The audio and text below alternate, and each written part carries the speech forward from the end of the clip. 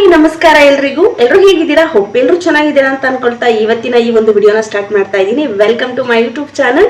So ಇವತ್ತಿನ ವಿಡಿಯೋದಲ್ಲಿ ನಾವು ನಮ್ಮ ಮನೆಯಲ್ಲಿ ಸಂಕ್ರಾಂತಿ ಹಬ್ಬನ ಹೇಗೆ ಸೆಲೆಬ್ರೇಟ್ ಮಾಡಿದ್ವಿ ಅನ್ನೋದರ ವಿಡಿಯೋ ಇರುತ್ತೆ. ಸೊ ನಾವು ನಾರ್ತ್ ಕರ್ನಾಟಕದವರಾಗಿರೋದ್ರಿಂದ, ಸೊ ನನ್ನ ಗಂಡನ ಮನೆ ಬಂದು ನಾರ್ತ್ ಕರ್ನಾಟಕ ಸೈಡು. ಸೊ ಅವರು ಈ ಒಂದು ಸಂಕ್ರಾಂತಿ ಹಬ್ಬನ ತುಂಬಾನೇ ಡಿಫ್ರೆಂಟ್ ಆಗಿ ಸೆಲೆಬ್ರೇಟ್ ಮಾಡ್ತಾರೆ.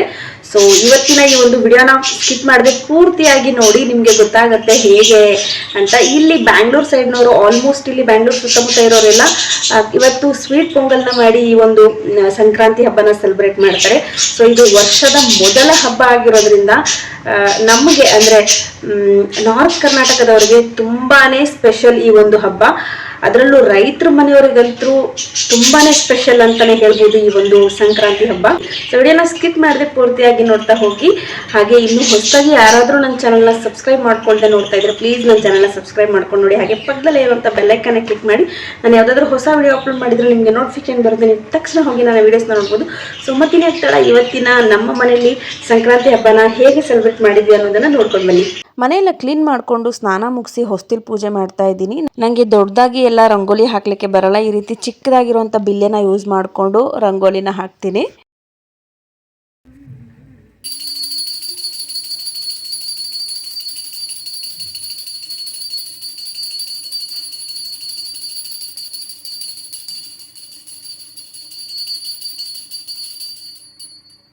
ಸಂಕ್ರಾಂತಿ ವರ್ಷದ ಮೊದಲ ಹಬ್ಬ, ಸುಗ್ಗಿ ಹಬ್ಬ ಅಂತಾನೂ ಕರೀತಾರೆ. ರೈತರಿಗೆ ಈ ಒಂದು ಸಂಕ್ರಾಂತಿ ಏನಿದೆ ತುಂಬ ಸ್ಪೆಷಲ್ ಅಂತ ಹೇಳಿದರೆ ತಪ್ಪಾಗಲ್ಲ. ಈ ವರ್ಷದ ಸಂಕ್ರಾಂತಿ ಹಬ್ಬದ ಪೂಜೆನ ಮುಗಿಸಿ ದೇವರಲ್ಲಿ ಒಂದಷ್ಟು ಪ್ರಾರ್ಥನೆಗಳನ್ನು ಮಾಡಿಕೊಂಡೆ. ಈ ವರ್ಷ ಎಲ್ರಿಗೂ ಒಳ್ಳೆಯದಾಗಲಿ, ಹಾಗೆ ನಮಗೂ ಕೂಡ ಒಳ್ಳೆಯದನ್ನು ಮಾಡು ಅಂತ.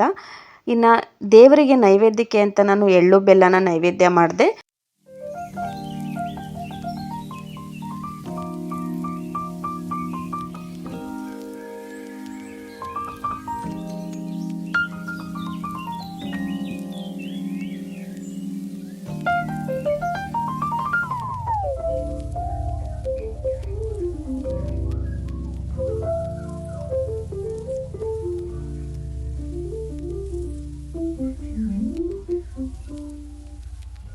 ಇನ್ನು ನನ್ನ ಪೂಜೆ ಮುಗಿಯೋಷ್ಟರಲ್ಲಿ ನನ್ನ ಹಸ್ಬೆಂಡು ಮತ್ತು ಮಗನೂ ಎದ್ದಿದ್ರು. ಇವತ್ತು ನನ್ನ ಮಗನಿಗೆ ಎಣ್ಣೆ ಸ್ನಾನ ಮಾಡಿಸ್ತಾ ಇದ್ದೀನಿ. ಸೊ ಹಾಗೆ ನಾವು ಸ್ನಾನ ಮಾಡುವಂಥ ನೀರಿಗೆ ಈ ರೀತಿ ಎಳ್ಳನ್ನು ಹಾಕಿ ಸ್ನಾನ ಮಾಡೋದು ಇವತ್ತಿನ ಒಂದು ಪದ್ಧತಿ ಅಂತಲೇ ಹೇಳ್ಬೋದು. ಹಾಗೆ ಇವತ್ತಿನ ಬ್ರೇಕ್ಫಾಸ್ಟ್ಗೆ ಅಂತ ಅತ್ತೆ ಮಂಡಕ್ಕಿ ಉಸ್ಲಿನ ಮಾಡಿದರು. ಇನ್ನು ಸ್ಕಂದನಿಗೆ ಇವತ್ತಿನ ಬ್ರೇಕ್ಫಾಸ್ಟ್ಗೆ ಡ್ರೈ ಫ್ರೂಟ್ಸಿಂದ ರವೆ ಸಜ್ಜಿಗೆನ ಮಾಡಿದ್ದೆ. ಅವನು ಕೂಡ ಬ್ರೇಕ್ಫಾಸ್ಟ್ ಮಾಡ್ತಾ ಇದ್ದಾನೆ. ನಾನು ಕೂಡ ನನ್ನ ಬ್ರೇಕ್ಫಾಸ್ಟ್ನ ಮುಗಿಸಿ ಸ್ವಲ್ಪ ವೆಜಿಟೇಬಲ್ಸ್ ಎಲ್ಲ ಕಟ್ ಮಾಡೋದಿತ್ತು, ಮಾಡ್ತಾ ಇದ್ದೀನಿ.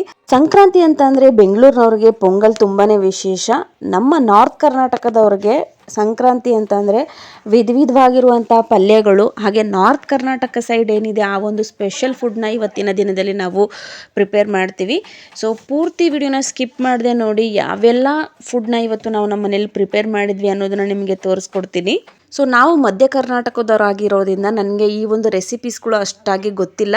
ಸೊ ಆಲ್ಮೋಸ್ಟ್ ಅತ್ತೇನೆ ಎಲ್ಲ ರೆಸಿಪೀಸ್ನ ಮಾಡಿದ್ದು. ವಿಡಿಯೋನ ಶೂಟ್ ಮಾಡ್ಕೊಂಡಿದ್ದೀನಿ, ಅದರ ವಿಡಿಯೋನ ನಾನು ಸಪ್ರೇಟಾಗಿ ಎಡಿಟ್ ಮಾಡಿ ಅಪ್ಲೋಡ್ ಮಾಡ್ತೀನಿ, ಇಲ್ಲಾಂದರೆ ತುಂಬ ಲೆಂತಿ ಆಗುತ್ತೆ ಈ ಒಂದು ವಿಡಿಯೋ. ಹಾಗಾಗಿ ಸೊ ಸ್ವಲ್ಪ ತರಕಾರಿ ಎಲ್ಲ ಕಟ್ ಮಾಡಿದ ನಂತರ ನಾನು ಚಪಾತಿ ಹಿಟ್ಟನ್ನ ಕಲಿಸ್ಕೊಳ್ತಾ ಇದ್ದೀನಿ. ಇಲ್ಲಿ ನಾನು ಸ್ವಲ್ಪ ಸಣ್ಣ ಪುಟ್ಟ ಹೆಲ್ಪ್ ಮಾಡಿದ್ದು ಅಷ್ಟೇ, ಮಿಕ್ಕಿದ್ದ ಆಲ್ಮೋಸ್ಟ್ ಅಡುಗೆ ಎಲ್ಲ ಅತ್ತೇನೆ ಪ್ರಿಪೇರ್ ಮಾಡಿದ್ದು. ಇಲ್ಲಿ ನೋಡಿ ನನ್ನ ಮಗ ಟಿ ವಿಲಿ ಮುಳುಗ್ಬಿಟ್ಟಿದ್ದಾನೆ. ಅವ್ನಿಗೆ ಟಿ ವಿಲಿ ಅವ್ನಿಗೆ ಇಷ್ಟವಾಗಿರುವಂಥ ರೈಮ್ಸು ಸಾಂಗ್ಸು ಹಾಕಿ ಕೊಟ್ಬಿಟ್ರೆ ಸಾಕು, ಆರಾಮಾಗಿ ನೋಡ್ಕೊಂಡಿರ್ತಾನೆ. ಸೊ ಕಾಪಿರೈಟ್ ಬರುತ್ತೆ ಅಂತ ಹೇಳ್ಬಿಟ್ಟು ನಾನು ವಾಯ್ಸ್ ಓವರ್ ಕೊಡ್ತಾ ಇದ್ದೀನಿ. ಅವ್ನ ಫೇವ್ರೆಟ್ ಸಾಂಗ್ ಒಂದಿದೆ, ಅದನ್ನು ನಾನು ತೋರಿಸ್ತೀನಿ ನಿಮಗೆ. ಯಾವುದು ಅಂತ ನಿಮಗೆ ಗೊತ್ತಾದರೆ ಹೇಳಿ, ಕಮೆಂಟ್ ಮಾಡಿ ತಿಳಿಸಿ ನನಗೆ. ಅವನಿಗೆ ಈ ಸಾಂಗ್ ಅಂದರೆ ತುಂಬಾ ಇಷ್ಟ, ತುಂಬ ಇಷ್ಟಪಟ್ಟು ನೋಡ್ತಾನೆ, ಚಿಕ್ಕಂದಿಂದನೂ ಅಷ್ಟೇ ಅವನು. ಸೊ ಹಾಗೆ ಇಲ್ಲಿ ಅತ್ತೆ ಒಂದು ಕಡೆ ಮೊಳಕೆ ಬರಿಸಿದ ಹೆಸರು ಕಾಳು ಪಲ್ಯನ ಮಾಡ್ತಾ ಇದ್ದಾರೆ. ಈ ಒಂದು ಮೊಳಕೆ ಬರಿಸಿದ ಹೆಸರು ಕಾಳು ಏನಿದೆ ಇದು ನಮ್ಮ ಆರೋಗ್ಯಕ್ಕೆ ತುಂಬಾ ಒಳ್ಳೆಯದು. ಇದರಲ್ಲಿ ಹೆಚ್ಚು ಪ್ರೋಟೀನ್ ಸಿಗುತ್ತೆ ಅಂತಲೇ ಹೇಳ್ಬೋದು. ನಂತರ ಕಡಲೆ ಹಿಟ್ಟಿನ ಜುಣಕನ ಮಾಡ್ತಾ ಇದ್ದಾರೆ. ಇದಂತೂ ತುಂಬಾ ಟೇಸ್ಟಿಯಾಗಿರುತ್ತೆ. ನಾರ್ತ್ ಕರ್ನಾಟಕ ಡಿಶ್ಗಳಲ್ಲಿ ಇದು ಕೂಡ ಒಂದು ಫೇಮಸ್ ಅಂತಲೇ ಹೇಳ್ಬೋದು.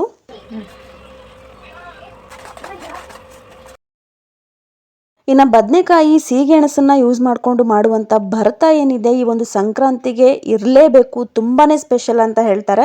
ಈ ಒಂದು ಭರ್ತಕ್ಕೆ ಹಸಿ ಕಡಲೆಕಾಳು ಹಾಗೆ ಅವರೆಕಾಳನ್ನು ಹಾಕಿ ಮಾಡ್ತಾರೆ. ನಮಗೆ ಈ ಸಲ ಕಡಲೆಕಾಳು ಸಿಗಲಿಲ್ಲ, ಸೊ ಹಾಗಾಗಿ ನಾವು ಅವರೆಕಾಳನ್ನ ಹಾಕಿ ಮಾಡ್ತಾ ಇದ್ದೀವಿ.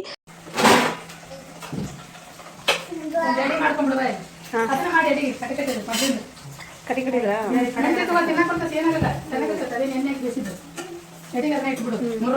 ಹಾಗೆ ಇವತ್ತಿನ ದಿನ ನಾವು ಮನೆಯಲ್ಲಿ ಮಾಡಿದಂಥ ಎಲ್ಲ ಅಡುಗೆಗಳನ್ನು ದೇವರಿಗೆ ಈ ರೀತಿ ನೈವೇದ್ಯನ ಮಾಡ್ತೀವಿ.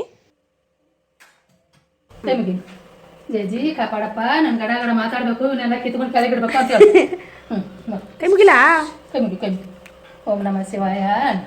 ವಕ್ರತುಂಡ ಮಹಾಕಾಯ ಕೋಟಿ ಸೂರ್ಯ ಸಮಪ್ರಭ ಹೇಳೋ. ಮಾಡ್ದಿ ಏನು ಬೇಡ. ಸೊ ಹಾಗೆ ಇವತ್ತು ಮನೆಯಲ್ಲಿ ಮಾಡಿದಂಥ ಎಲ್ಲ ಅಡುಗೆಗಳನ್ನು ಅಕ್ಕಪಕ್ಕದ ಮನೆಯವ್ರಿಗೂ ಹೋಗಿ ಕೊಡಬೇಕು. ಬಟ್ ಇಲ್ಲಿ ಯಾರು ಆ ಥರದ್ದನ್ನು ಫಾಲೋ ಮಾಡಲ್ಲ. ಅಟ್ಲೀಸ್ಟ್ ಯಾರಿಗಾದ್ರೂ ಒಬ್ಬರಿಗೆ ಈ ಥರದ್ದನ್ನು ಕೊಡಬೇಕು ಅನ್ನೋದು ನಮ್ಮ ಊರಿನ ಕಡೆ ಸಂಪ್ರದಾಯ. ಹಾಗಾಗಿ ನಾನು ಒಬ್ಬರಿಗೆ ಹೋಗ್ಬಿಟ್ಟು, ಅಂದರೆ ಸ್ವಲ್ಪ ಕ್ಲೋಸ್ ಆಗಿರೋರಿಗೆ ಹೋಗ್ಬಿಟ್ಟು ಇವತ್ತು ನಾವು ಮಾಡಿದಂಥ ಎಲ್ಲ ಅಡುಗೆನೂ ಸ್ವಲ್ಪ ಸ್ವಲ್ಪ ಒಂದು ತಟ್ಟೆಯಲ್ಲಿ ಹಾಕ್ಕೊಂಡು ಹೋಗಿ ಕೊಟ್ಟು ಬಂದೆ. ಸೊ ನೋಡ್ತಾ ಇದ್ದೀರಲ್ಲ, ಸಂಕ್ರಾಂತಿ ಹಬ್ಬಕ್ಕೆ ನಾವು ಇಷ್ಟೊಂದು ವೆರೈಟೀಸ್ ಫುಡ್ನ ರೆಡಿ ಮಾಡಿದ್ವಿ. ಅದರಲ್ಲೂ ಕೆಲವೊಂದಷ್ಟು ಹೊರಗಡೆಯಿಂದ ತೊಗೊಂಡು ಬಂದಿದ್ವಿ. ಈ ಸಜ್ಜೆ ರೊಟ್ಟಿ, ಜೋಳದ ರೊಟ್ಟಿ ಏನಿದೆ ಇದು ಆಚೆ ಕಡೆಯಿಂದ ತೊಗೊಂಡು ಬಂದಿರೋದು. ಚಪಾತಿನ ಮನೇಲೇ ಮಾಡ್ಕೊಂಡ್ವಿ. ಇನ್ನು ಒಂದು 3 ಥರದ ಪಲ್ಯಗಳನ್ನು ಮಾಡಿದ್ವಿ.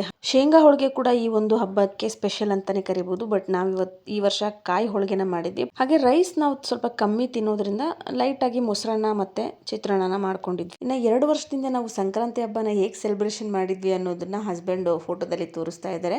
ಈ ರೀತಿ ಮಾಡಿರುವಂಥ ಎಲ್ಲ ಅಡುಗೆಗಳನ್ನು ನಾವು ಮುಂದೆ ಇಟ್ಟು ಅಬ್ಬಾಯಿ ಅದ್ರ ಮುಂದೆ ಕೂತ್ಕೊಂಡು ಫೋಟೋ ತೆಗೆಸ್ಕೊಂಡಿದ್ದೆ. ಅದೇ ಥರ ತೆಗೆಸ್ಕೊಳ್ತೀಯೇನೋ ಅಂತ ಕೇಳಿದಕ್ಕೆ ಹ್ಞೂ ಅಂತ ಹೇಳ್ದೆ. ಸರಿ ಅದೇ ಥರ ಆರ್ಗನೈಸ್ ಮಾಡೋಣ ಅಂತ ಹೇಳ್ಬಿಟ್ಟು ಮಾಡ್ತಾ ಇದ್ವಿ.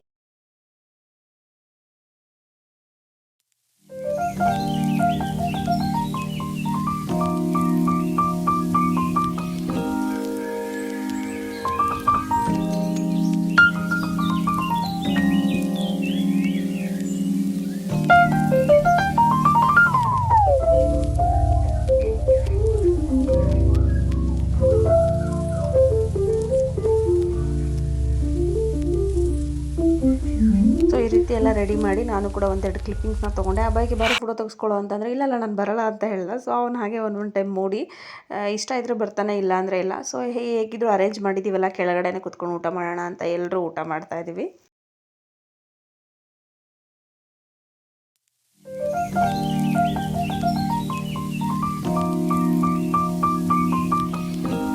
ಇನ್ನು ಈ ಥರ ಹಬ್ಬಗಳು ಅಂತ ಬಂದರೆ ಮನೆ ತುಂಬ ಜನ ಇದ್ದರೆ ಹಬ್ಬ ಸೆಲೆಬ್ರೇಷನ್ ಮಾಡೋಕ್ಕೆ ಒಂದು ಇಂಟ್ರೆಸ್ಟ್ ಇರುತ್ತೆ. ಒಂದೊಂದು ಸಲ ನಮ್ಮ ರಿಲೇಟಿವ್ಸಿಗೆ ಕೂಡ ಇನ್ವೈಟ್ ಮಾಡ್ತಾ ಇದ್ವಿ. ಬಟ್ ಈ ವರ್ಷ ಬೇಡ ಅಂತ ಹೇಳಿ ಯಾರಿಗೂ ಇನ್ವೈಟ್ ಮಾಡಿಲ್ಲ. ಬಿಕಾಸ್ ಅತ್ತೆಗೂ ಸ್ವಲ್ಪ ಹುಷಾರಿರಲಿಲ್ಲ. ಸುಮ್ಮನೆ ಏನಕ್ಕೆ ಬೇಡ, ನಮ್ಮ ಯಾರನ್ನೂ ಇನ್ವೈಟ್ ಮಾಡಿಲ್ಲ. ಹಾಗೆ ಈ ರೀತಿ ಅಡುಗೆಗಳನ್ನು ಮಾಡ್ಕೊಂಡಾಗ ಊರ ಕಡೆ ಎಲ್ಲ ಇದ್ದರೆ ಹೊಲಗಳಿಗೆ ಹೋಗ್ತೀವಿ, ಇಲ್ಲ ನದಿ ಕಡೆ ಹೋಗಿ ನದಿ ದಂಡೆಯಲ್ಲಿ ಊಟ ಮಾಡ್ಕೊಂಡು ಬರೋದು ಅಂತ ಹೇಳ್ತಾರಲ್ಲ, ಆ ರೀತಿ ಮಾಡ್ತೀವಿ. ಬಟ್ ನಾವು ಸಿಟಿಲಿರೋದ್ರಿಂದ ನಮ್ಗೆ ಅಷ್ಟೊಂದೆಲ್ಲ ಈಸಿಯಾಗಿ ಹೋಗಿ ಬರಲಿಕ್ಕೆ ಸಾಧ್ಯ ಆಗೋದಿಲ್ಲ. ಇನ್ನು ಸಂಜೆ ಟೈಮಲ್ಲಿ ನಮ್ಮ ಅಪಾರ್ಟ್ಮೆಂಟಲ್ಲಿರುವಂಥ ಹೆಣ್ಮಕ್ಳೆಲ್ಲ ಚಂದವಾಗಿ ಅಲಂಕಾರ ಮಾಡಿಕೊಂಡು ಬೀರ್ಲಿಕ್ಕೆ ಬಂದಿದ್ರು. ಅದನ್ನು ಕೂಡ ಒಂದು ಸ್ವಲ್ಪ ಕ್ಲಿಪ್ಪಿಂಗ್ಸ್ನ ತೊಗೊಂಡಿದ್ದೀನಿ. ಹಬ್ಬ ಅಂತ ಬಂದರೆ ಹೆಣ್ಮಕ್ಳಿದ್ರೇ ಆ ಒಂದು ಹಬ್ಬಕ್ಕೆ ಕಳೆ ಬರೋದು. ಈ ರೀತಿಯಾಗಿ ಚೆನ್ನಾಗಿ ರೆಡಿ ಮಾಡಿಕೊಂಡು ಎಲ್ಲರ ಮನೆಗೂ ಹೋಗಿ ವಿಶ್ ಮಾಡಿ ಬರ್ತೀವಲ್ಲ, ಅದು ಒಂಥರ ಖುಷಿ ಕೊಡುತ್ತೆ. ನಾವು ಕೂಡ ಚಿಕ್ಕವರಿದ್ದಾಗ ಈ ರೀತಿ ಮಾಡ್ತಾ ಇದ್ವಿ. ಬಟ್ ನಮ್ಮ ಮನೇಲಿರೋರೆಲ್ಲ ಗಂಡು ಮಕ್ಕಳೇ, ಏನೂ ಮಾಡೋಕ್ಕಾಗಲ್ಲ. ಸೊ ಚಿಕ್ಕ ಹೆಣ್ಣುಮಕ್ಕಳು ಈ ರೀತಿ ಲಂಗ ಬ್ಲೌಸ್ ಹಾಕ್ಕೊಂಡು ಕಾಲು ತುಂಬ ಗೆಜ್ಜೆ ಹಾಕ್ಕೊಂಡು ಮನೇಲಿ ಓಡಾಡ್ತಿದ್ರೆ ಹಬ್ಬಕ್ಕೆ ಒಂಥರ ಸೆಲೆಬ್ರೇಷನ್ ಏನೋ ಜಾಸ್ತಿ ಆಗುತ್ತೆ ಅಂತಲೇ ಹೇಳ್ಬೋದು.